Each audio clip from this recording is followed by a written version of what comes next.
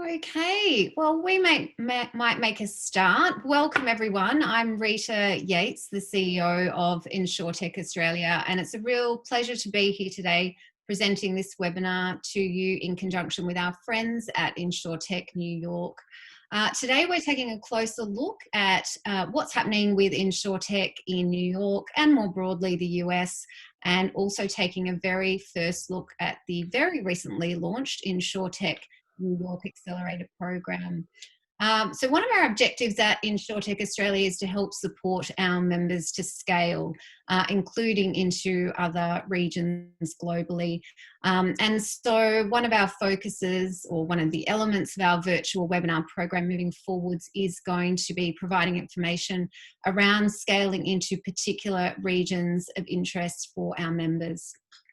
Most would agree that the US has certainly been a global leader when it comes to Insurtech, and that is looking at things like the amount of funding, the number of Insurtechs operating, and also the adoption of Insurtech technology in that space.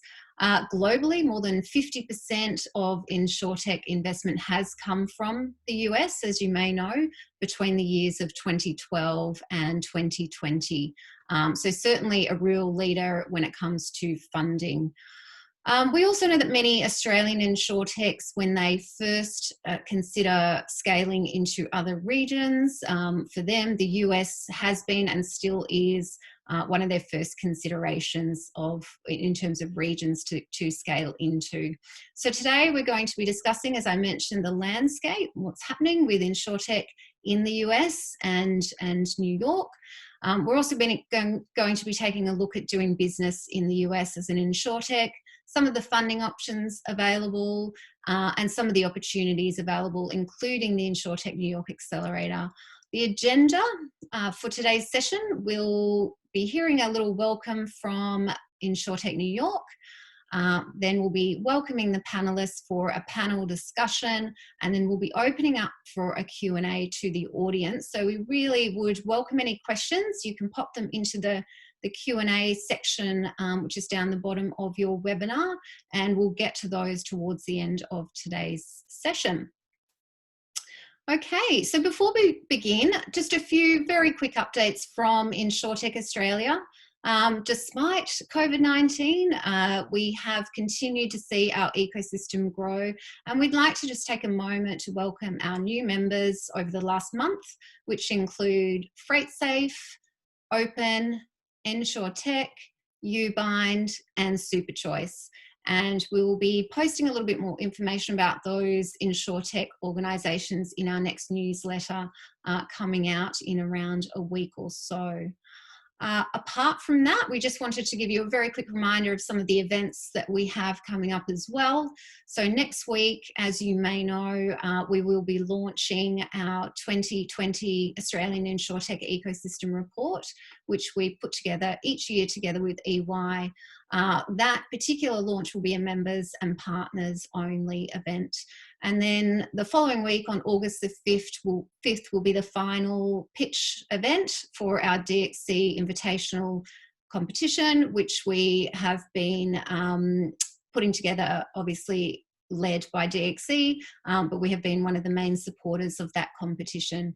And then in September, we'll be hosting a leg of the Insurtech Connect World Tour, which is an event series which we run over the course of a couple of weeks, and we'll be featuring different regions across the globe. And then in October, we will see our event in conjunction with Macquarie Bank, which is focused specifically on the broker and intermediary space. So that's just a little bit about some of the events that we have coming up. And now, without any further ado, I'm going to hand over to Vanessa Dobson, who is one of the co-founders of Insurtech Australia. She is going to be moderating today's session and also introducing the panelists for today. So thank you, Vanessa. Thank you, Rita, and a warm hello and welcome from me to you, our audience. Before we jump into the discussion itself, of course, I'd like to acknowledge David Gritz, who's from Insurtech New York, and I would invite him to give us an update on Insurtech New York, a bit of background there, and plus we will introduce our other panelists, Erik Ross from Nationwide and Steve Sherlock from Pablow.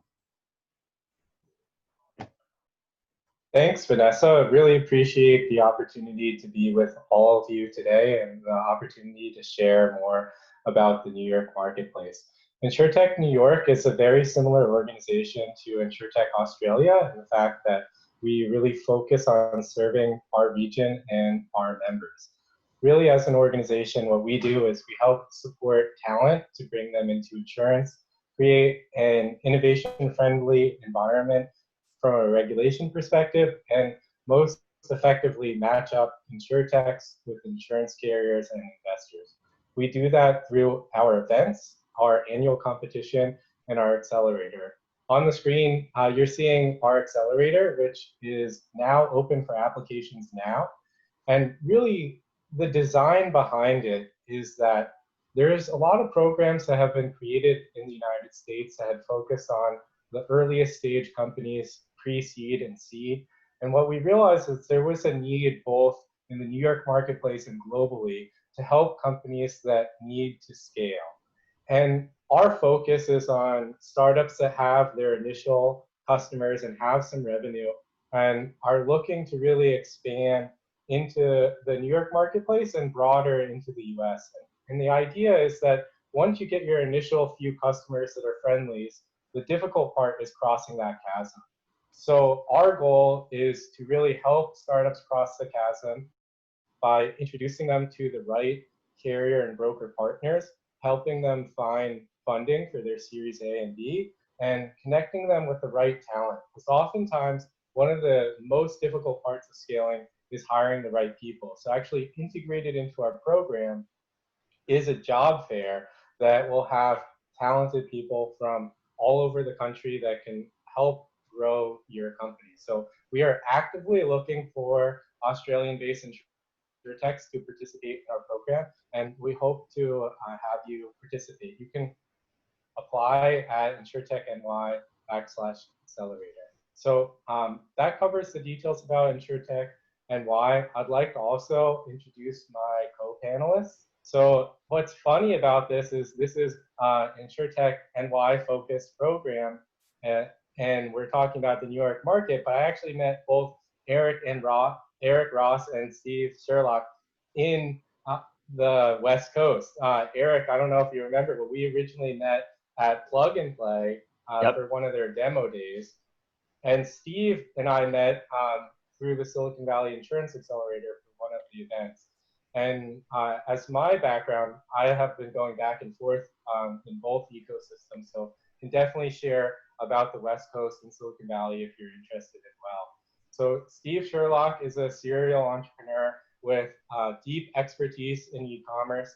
He led a lot of the e-commerce projects at Virgin Australia and founded TripCover. Now he's the CEO of Pablow. And Erik is the head of M&A and venture capital at Nationwide. And for those of you who are not familiar with Nationwide, they have one of the most successful corporate venture capital programs in the US. So Erik has some great things to share. And he's previously been the Chief Digital Officer of the state of North Carolina and held strategy and research roles at iCash and Bank. Wonderful. Thank you, David, and thank you, Erik and Steve, for joining us. For those of you who are listening and your interest has been piqued about the Insurtech New York Accelerator, near the end of the session, we'll bring that slide up again. And David, of course, is on hand to answer any questions that you might have about taking part in that accelerator. All right, so we're going to jump into the discussion in just a moment, but first we have a poll for you who have joined us today, and that's going to pop up on our screens in just a moment. The poll is in relation to our theme today, of course, and it's about where does your interest lie predominantly in this space. And as you can see there, 4 options, and we would love for you to indicate where your interest is most keen. Thank you. We've got a number of people responding already. And we'll leave that up there for 30 seconds longer. Fantastic. Okay, numbers are coming in. Looks like a bit of a race to the top there. Okay, so from what I can see here, for those of you who have indicated where your interest is most keen, obviously the overall US insurtech landscape and the trends that are going on there, it's about 59–60%. And very keen interest in the insurtech to insurer partnerships in the US, so another 27% of you, followed by the insurtech opportunities, of course, and then funding in there. Great. All right. So thank you for taking part in that, and that will help us in our discussion today around directing questions here.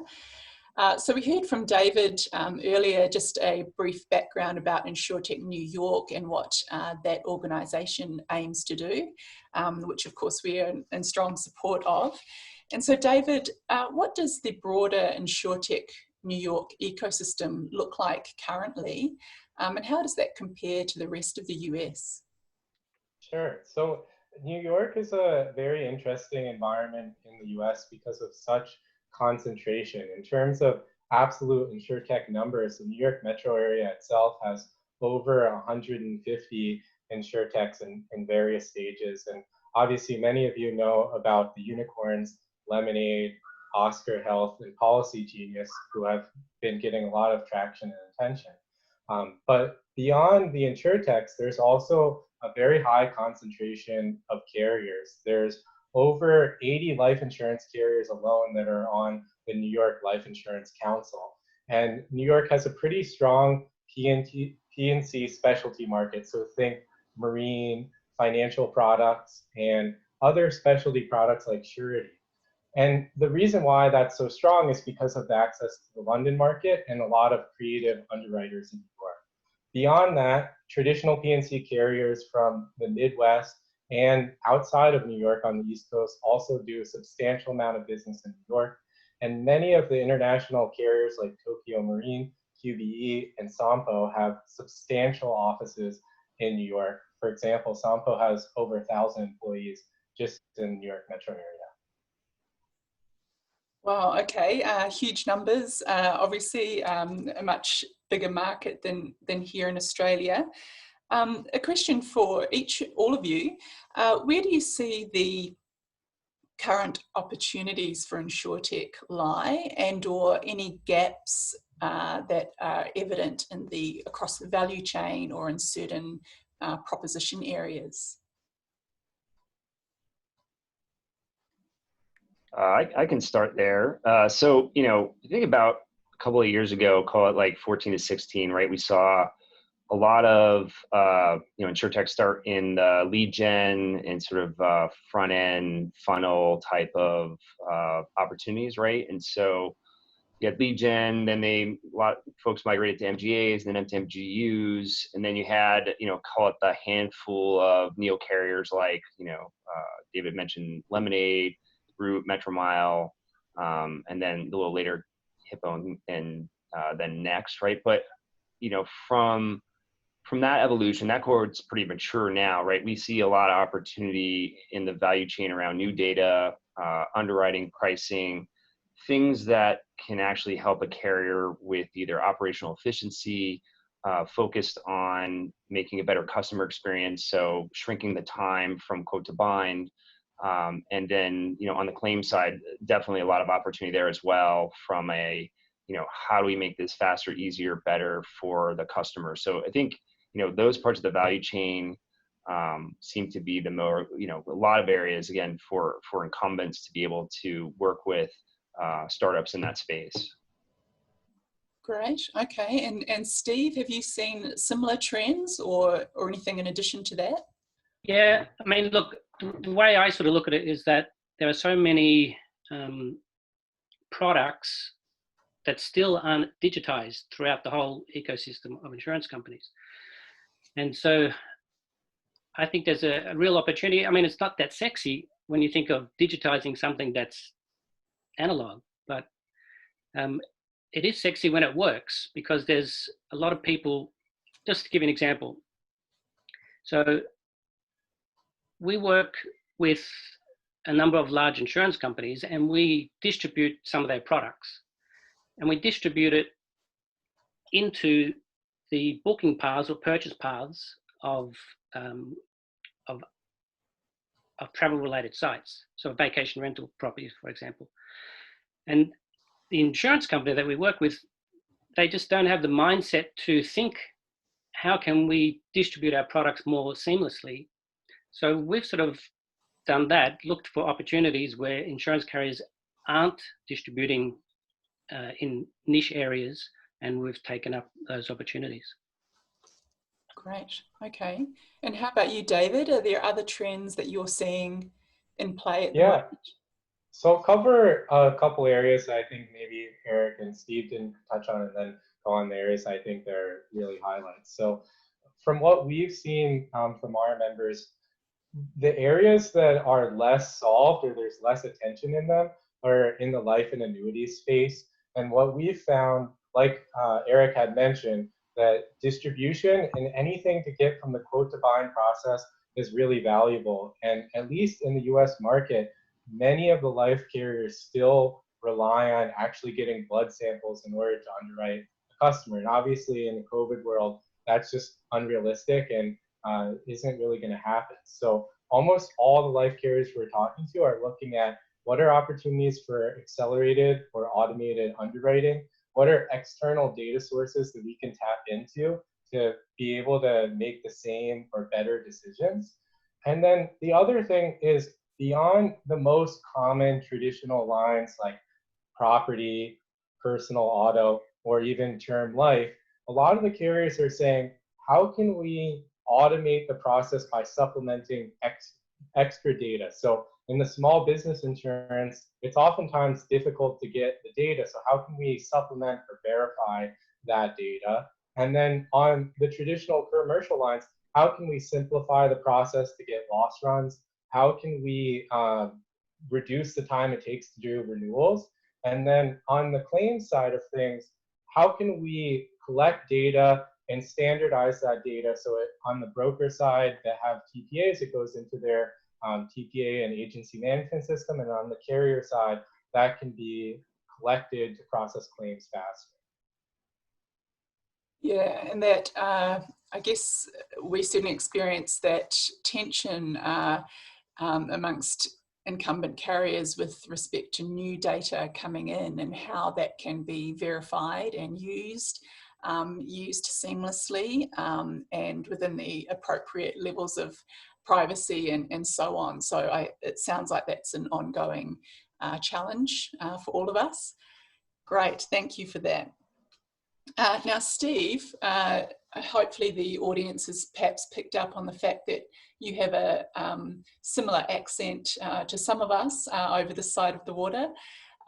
You, with Pablow, you've been established now in the US for several years. You're doing business there as an Insurtech. Could you share some of your story about how you came to do business and how you're finding that journey now? Well, I would say that it's a story of ignorance is bliss, in that when we came to the US, we didn't realize what the compliance was, what was the regulations as far as having to be licensed and all that sort of thing. In Australia, we work with Allianz, and we're an appointed representative, and that was one company, and we didn't need to do anything else in the whole country.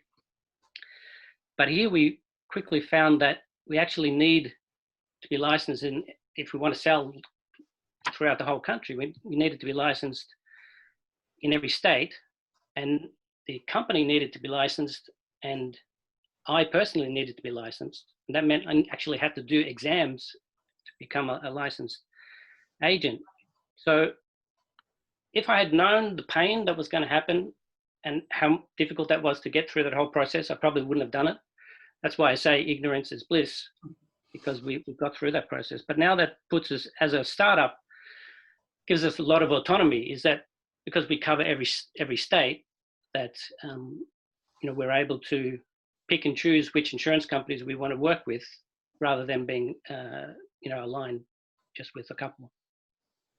Okay, so that's an interesting angle there too, after the pain of going through the necessary compliance, but to have some level of autonomy now, that's an interesting perspective, and probably not one that we can experience as easily here in Australia. No. Yeah, okay. Now, Erik, as a CVC, you and your team, you look across the market and see, I'm sure, plenty of opportunities and hear lots of pitches. In your view, could you describe perhaps the investment landscape in the New York region in particular for insurtechs, and some of your experiences in partnering with insurtechs? Yeah, sure. So, I think New York, as David mentioned, is a great ecosystem. Outside the Valley, it is probably, the next largest concentration of both investors, great founders, and, like David mentioned, insurance carriers, right? So we have a quarter of our investments are in the city. I'm usually there, pre-COVID, once a month to meet with both investors and founders. You have early to late stage companies. You have the whole gamut from you have health, life, retirement, employee benefits, personal lines, commercial lines, everything in that ecosystem you can find there, in a lot of great support networks there. I would say that if you're thinking about coming to States, I would try to talk to other founders that have done it, just like Steve has, those folks that have invested across the board. Like, we've invested with many of our traditional peers on the CVC side. And so, like, Transamerica Ventures, for example, has an office in the city. Talk to those folks, get their, opportunity as they see it coming into the States. A lot of them have, we have many founders primarily from Israel who have, started the companies in Tel Aviv, and then, have moved a lot of the companies now to the States, companies like Plank, Next Insurance, Blue Vine. So, there's definitely ways to do it. There's a good support network. As far as the, kind of state of investment, right? I think we've seen deal velocity slow down a bit, in the current state of things with the pandemic, right? I think we just looked at the Pittsburgh first half of 20, and it looks like 77 deals, 1.4 billion. If you compare that to 19, just the Q4 had 1.8 billion in the U.S. in insurtech, right? So, definitely seeing a slowdown. We think that that's mostly because of the fact that investors, just like CVCs like myself, and others, have been focused on the portfolio and making sure that current portfolio companies are in great shape, and hoping to make sure we can get them to 2021. But while we're doing that, we're still looking at new opportunities, right? So deals will probably be slower. It might take longer to raise, might take longer to get partnerships, but they will happen. So I would say, be persistent and leverage your networks, both here and elsewhere. And then one more thing I would highlight, on a particular New York-based company, there's a company we invest in there called Kinetic, which is a industrial IoT wearable for industrial workers that uses haptic feedback to prevent soft tissue injuries. And so, coming into the pandemic, their main focus was safety and making sure, you can have a non-injured workforce, right? Well, as soon as the pandemic started, they started talking about putting contact tracing into the software. And so immediately, where this is a big concern of, if someone does get the virus, there's a way now to track that. So they've seen their pipeline just skyrocket in the last couple of months, because it's there's a huge demand on distribution centers and manufacturing plants as everybody is buying things online and, really putting strain on the supply chain. So, there's a lot of good founders that have found ways to leverage, just like Steve mentioned, create tailwinds in this environment. So I would say, yeah, that would be my assessment of things. Would love my peers' comments here too. Thank you. And that's both encouraging to hear that some founders have found tailwinds that they can ride on despite the challenges, of course, across the market and across the globe. Steve, actually, when we were speaking today, you mentioned some of the impact of the pandemic, which has caused some tailwinds for your business. Are you happy to share some of that story now? Thanks, Vanessa. Yeah, so for example, in the vacation rental market, it was going like this leading up to summer, and then it went bang as soon as March came. And then what we saw was a lot of people were then buying for making their reservations, accommodation reservations, from July, August, so later on in the year. And so we've almost seen the recovery in that vacation rental market. And what people are doing is staying longer as well. So they don't know when they're going to get this opportunity again. So they're staying, 2 or 3 months even in a vacation rental property. So that's one thing as far as a tailwind that we've experienced. And the second is we've got rental car and car share insurance products in the market as a replacement for what one would buy at a rental counter, for example. And we've found that the essential workers, especially in March and April, there was such a need. Everyone was staying home, but all the essential workers were going to hospitals and traveling nurses, traveling doctors.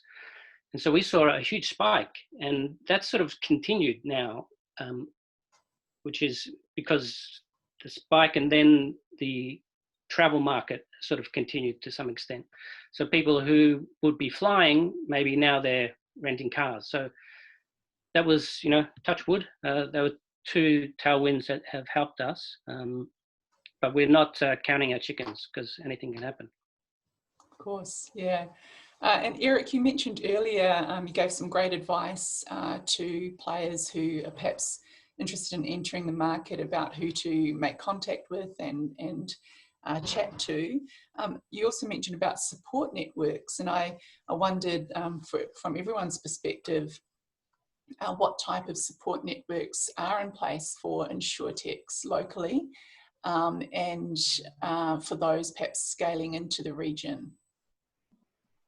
Yeah, so I guess I'll mention, Insurtech New York is a great example, and other accelerators, right? So there's been a rise, call it in the last 3 to 4 years, of good opportunities where you have a large concentration of the incumbent carriers. Like, the slide that David had up showing, many of the very large companies that will set up shop inside the accelerators and meet with founders.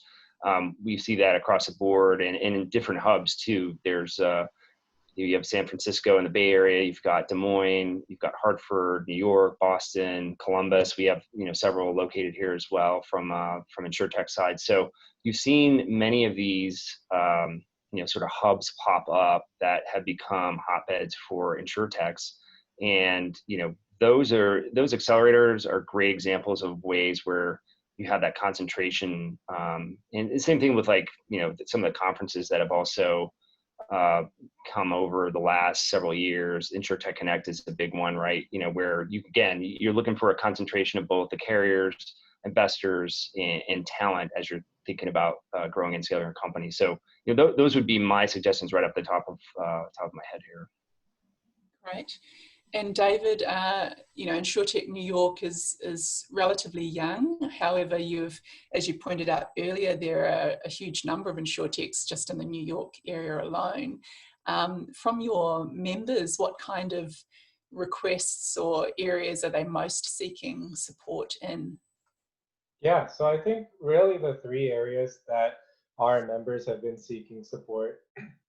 One, and the most obvious, is they're looking for opportunities for partnerships with the carriers, whether if that's their client base or they need. In the United States, there's different things that you need in order to sell, like Steve had alluded to. And if you want to go beyond just being a broker, you need to tap into those reinsurance relationships, or what's called a fronting carrier. So a lot of people have been asking us for those types of relationships.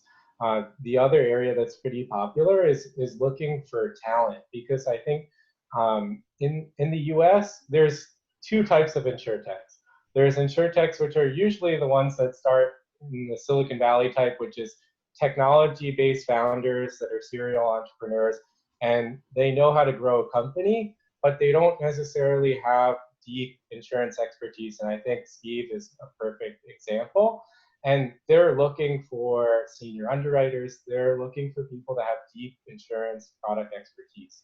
And then on the other side, which is a little more common in New York, is someone who had seen a problem when they were inside of a carrier, or they were a senior executive, and they retired and they said, hey, what am I going to do with my life? And decided Insurtech is the most fun thing that they want to do. And now they're looking for technical founders. They need product people on the other side that can manage development team onshore and offshore. And they're also looking for people that can help them with sales and marketing. So that's a common ask. And then the last thing, which is probably pretty obvious, is people ask us to introduce them to investors. Great. It's interesting you point out the two types of, I guess, leaders of insurtechs, and the second one being those who have been perhaps senior execs or other within an incumbent. A few years ago, when at one of the conferences locally, we had done a survey of attendees, and the average age of the founders of insurtechs in Australia was about 41.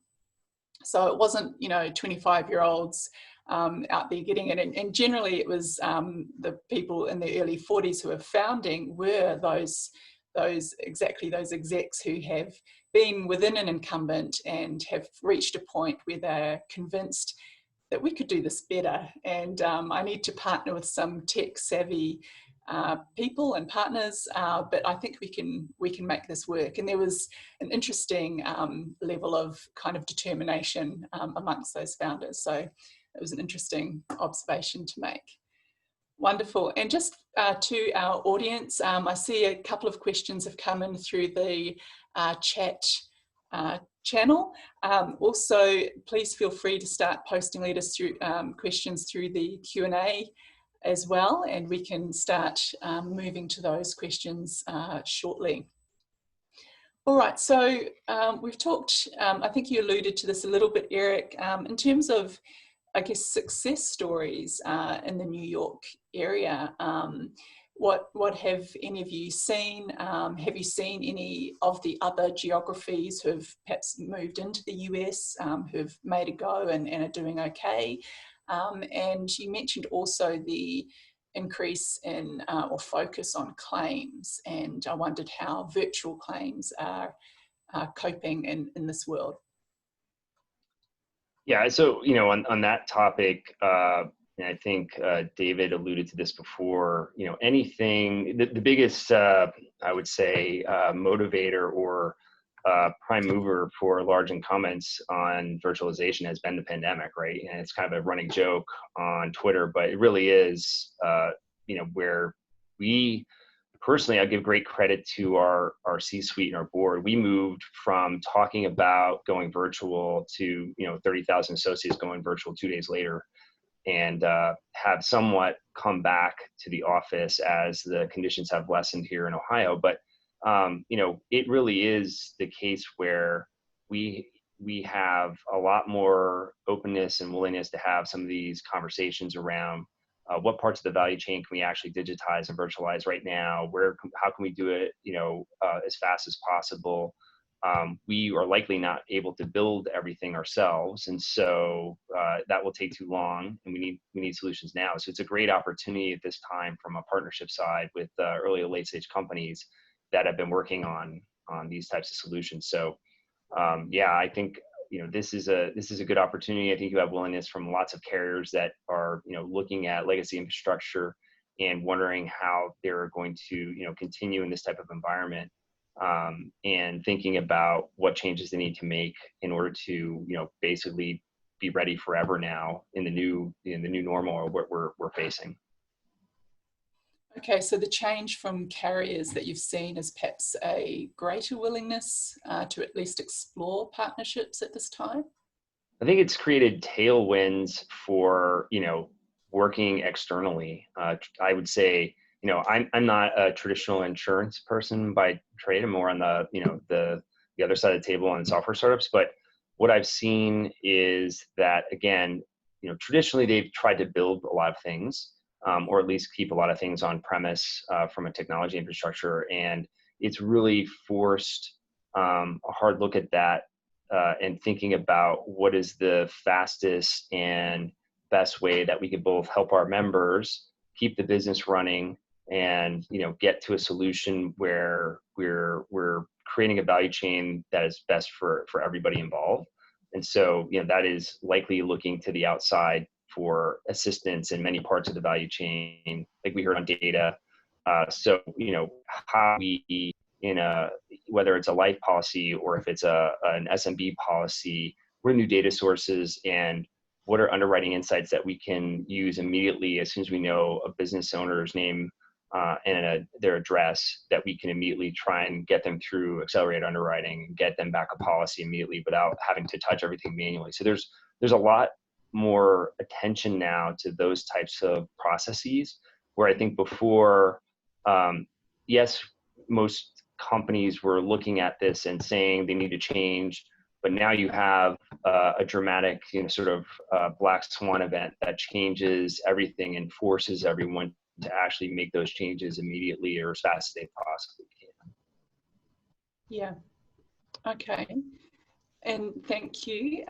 David, in terms of perhaps a couple of success stories that you've observed from other geographies coming Sure. in. So I think Erik seen? kind of mentioned this earlier, but there's been a lot of successful Israeli insurtechs that have come to the US. So the winner of our competition on the early stage was a company called Agilius, and they offer insurance for landlords of multi-unit properties. And they had started in Israel, and then they partnered with a few of the insurance carriers to sell policies in the United States, and they've been doing very well. Another example of an Israeli insurtech that was in the top 20 in our competition was called EasySend, and they fill that gap of filling out applications online in a completely digital way and offering the online signatures as well. So I think those are kind of two examples, one where it's directly selling policies and another where it's a technology provider. And then other geographies where we're seeing kind of leaps over the pond, I would say is more from either the UK or from Germany. And there definitely are some UK startups that are tackling different things, whether it's that same area in the digital MGA space or in distribution, because at least from the conversations we've had, it's a lot easier in the UK to get through the regulatory environments. So the definition of some of those technologies and the maturity is pretty substantial. So an example of that is Casco. So they're like a no-code, low-code platform, and they've done very well in the UK. And they've actually participated in a program that Steve was part of called the Global Insurance Accelerator Week in Des Moines, and have started to gain traction in the US. So I would say those are the main geographies, but we would love to see many more Australian insurtechs come over. I know Cover Genius has presented at an AIG event, so that was really great to see them, but would love to help bring more over. Fantastic. And Steve, you have made the jump across the pond. You mentioned one of the other challenges aligned with, the regulations and compliance and getting a license, etc. You mentioned briefly the kind of marketing differences that you've experienced being in the US market. Could you tell us a little bit more about that? Sure. Well, I would say that a lot of companies, actually some good examples, for example, with Slice, for example, here in the US, who started off direct to consumer, but then when you realize the battle you have got against big insurance companies with huge budgets, dominating Google AdWords, et cetera, and content creation. So it's really difficult for commodity type products to go directly to consumer unless you raise $300 million like Lemonade did. Then you've got a budget to try and build that momentum. Yeah. So that's what I've found is that startups who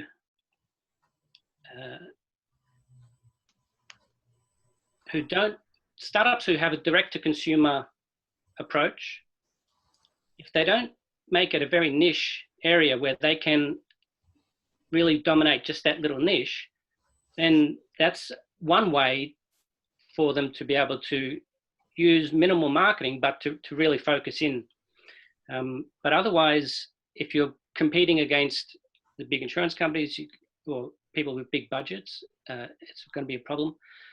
So what I've seen in the market, and what Erik and David have said as well, is that a lot of these companies have then moved to become enterprise providers. So Slice does pretty much what Casco does, and then provides insurance carriers with a shorter timeline to get new products into the market.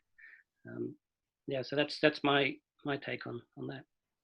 Yeah, I just agree. We've seen a lot of call it that earlier cohorts who were doing direct consumer. To your point, seeing I think it was Geico, and I think they maybe spent $1 billion last year in advertising or something. But they've pivoted now to be the infrastructure side. Is we have a portfolio company, Sure, who's had great success in doing that as well. So you see that move, just like Slice you mentioned, where now they're replacing or augmenting large carriers' infrastructure, and helping both themselves scale and grow revenue, as well as helping the carriers out with their legacy infrastructure and CX. Okay, so some good adaptable partnerships in place there. Yeah, all right. Okay, we've got a couple of questions that have come through, but for those who are dying to ask something of our guests today, please pop your questions into the Q&A section. In a moment, we'll return to the New York Accelerator program, and David can just retouch on the key points from that. One of the questions that came through is a little bit broader. Are you seeing any examples of health tech and insurtech coming together? So for example, the sharing of data, enabling health access and other things. Yeah, so I'll share a couple of examples. One of them actually originated in Toronto. Is called Optimity, and they're in the wellness space. And I believe there's a similar startup in Australia called Boundless. And essentially what they do is it's an application on your phone that encourages health and wellness. And they sell the level of interaction you have, so how many steps you have and how you participate in the health and wellness within your company or your peers that are on the app, to the life insurance companies to be able to have more data on their book, and potentially if they wanted to do dynamic pricing down the road. So that's one area that I think is integrated. The other area is supplemental data to integrate with healthcare providers. So an example of that is called TheraCred. And what they are is like a bridge between the providers and the insurers and the insurtech, because obviously there's a lot of complexity, especially with the US laws around HIPAA, in order to share data. So they act as a bridge. And there's a number of startups that are crossing over from like the pure health tech space and coming into insurtech. Okay, great, thank you. Erik, have you had any experience in that as well, or any observations there, or is that outside your usual? We are seeing more and more of it. We invested in a company called Vesta Healthcare out of New York City, another New York-based company, and they are a care coordination platform for acute and chronic patients. And so we're seeing a lot of interest, at least inside our company, if we think about how we're helping our members plan and live in retirement, right there. There's a huge opportunity there we have the financial services products that people need, but we also are working to surround our members with other things that, they need as they age in place. And so aging in place technology, companies like Vesta, who can provide a layer for care coordination and perhaps combination with an LTC product. So we're seeing lots of both interest inside our company as well as others that are thinking about how you holistically combine a lot of these different companies and services in a way that help folks live and age in place, older Americans and others. So yeah, I think there's a tremendous amount of opportunity. I think we're just at the beginning stages of that. Like David mentioned, right, there's a handful of companies here, but it's a really big opportunity from our perspective. Great. And I think even the range of insurance products that could be made available to older members of the population is a great area of opportunity, especially as longevity increases generally across the globe. Wonderful. Okay. So, David, I thought we could return now to the Accelerator program. I know you shared stuff early on. There may have been a few people who joined a bit later or who were interested but want to know a bit more detail. Is it okay if we go back there? We could pop that slide up again if that helps. Okay. So I'll just, thank you. Yeah, so I'll go through a few key highlights of our program, but it's really all about making it startup friendly for startups that have their first few customers that are looking to get to the next step. So we don't take any equity. There's no cost for the startups to participate. It's 100% virtual, so you don't have to travel to New York to participate.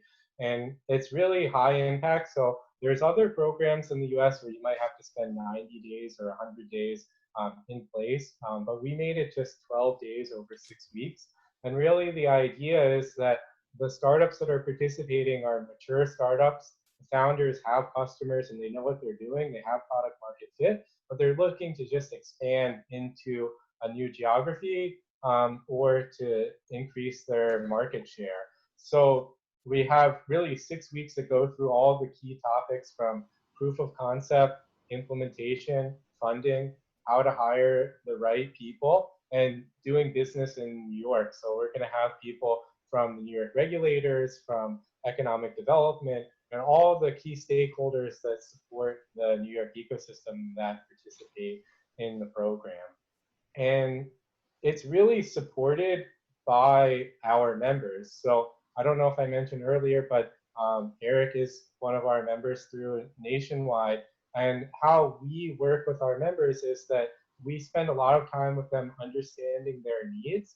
So we proactively reach out to insurtechs that meet their needs, not just accept applications, to make sure that the right matches happen within our program. David, that really looks like a fantastic program. The dozen or so partners that you have showing there are impressive. And I really like the way that you've thought about the timing or length of time that people need to be involved, especially when they're trying to run a business. That 12 days over 6 weeks seems a lot more doable than, as you say, 6 months or 90 days elsewhere. And to know, again, that it's a $0 cost really to participate in the Accelerator program, it looks fantastic. Thank you for sharing that with us. And just a reminder to those who are listening in, down the bottom of that slide there is the website to go to in order to apply. And also in the chat channel there, the contact details for each of our guests today are there. So if you wanted to reach out directly to David to perhaps discuss one-on-one about the Accelerator program, I'm confident he would be more than happy to take a call. For sure. Yeah, fantastic. All right, I'm just going to double check if there are any additional questions which might have come in the last couple of minutes, and wondered if there were any sort of final wrap-up words of sage advice, perhaps from you, Steve, to some of your fellow Aussies if they're planning to make the leap to the US market. What would you tell them? I don't know about sage advice. I could tell them not necessarily what to do, but I could tell them what not to do. Yeah. As far as some of the mistakes we've made. But I mean, look, this is a huge market, 330 million people. If you can solve a problem here, you know, whether it's an enterprise solution or you've a particular market or you're using certain technology, there's a lot of opportunities. And as Erik and David have attested to, there's a lot of support. There's a huge amount of support from a lot of programs. And even though these programs have gone offline now, there's still, I've probably attending more webinars than I have done in the past. So I think there's a lot of support and there's a lot of opportunity. My only caution, I guess, would be that sometimes, even though these events are great networking and help people to learn, it still can take away from one focusing on their company. You know, especially if you're going to on-site conferences and stuff like that. If someone's doing that too often, I think it can take away from what they really need to focus on is their business. The way I sort of look at it, if I feel really excited to get involved in something, then I will.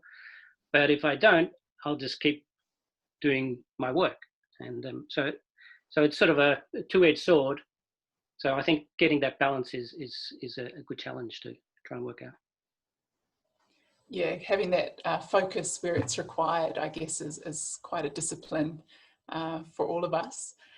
Erik, did you have any further points to add or comments to add?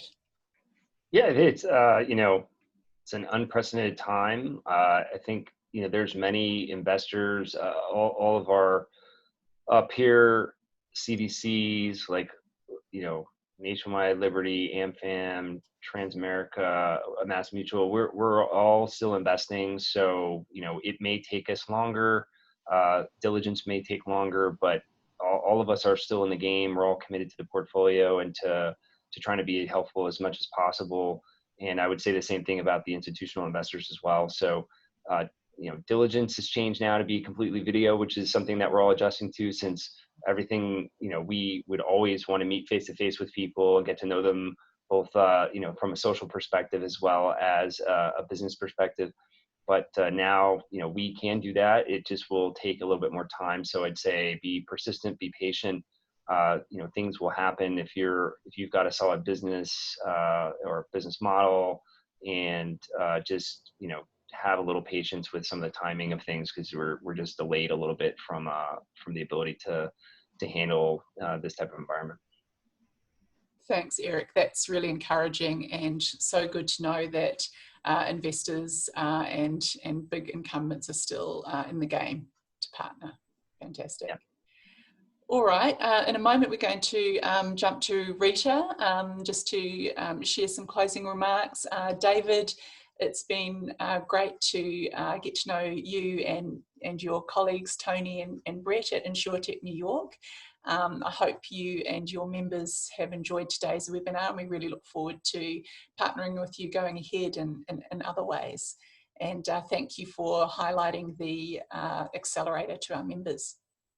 Thanks. Yeah, really appreciate it. Look forward to collaborating in the future. Wonderful. Thank you all. Really appreciate your time and your input and your guidance. Over to you, Rita. Thanks, Vanessa. And on behalf of Insurtech Australia, I'd just like to echo that sentiment. I'd like to say a huge thank you to Vanessa, to Steve, and to Erik for joining us this morning, Sydney time, but afternoon or evening in the US. And of course, thank you to Insurtech New York, and particularly David and Tony for your time. And it's been really great getting to know you and the organisation, the ecosystem over there. I think now more than ever in this period of COVID-19, it's so important for us here in Australia to keep really connected to regions that may be important to our work lives moving forwards, and to keep really connected to what is happening in those regions in this situation where we're not actually able to travel to them and see people face to face. So thank you once again. Any more information that you need on the panelists or the New York program, please feel free to come to us directly or via the website that David had up earlier. And just a reminder about our next event, which is on the 5th of August, our next public event on the 5th of August with DXC, which is the final of the Insurtech competition, which is the 3rd year that they are running that program. We'd love to see you there as part of that. And of course, as always, feel free to follow us on our social pages or follow our newsletter, or just reach out if you'd like to have a chat about anything in relation to membership, partnership, or just generally. So until next time, we bid you farewell and hope you all have a great day. Thank you so much. Great. Thanks so much. Right.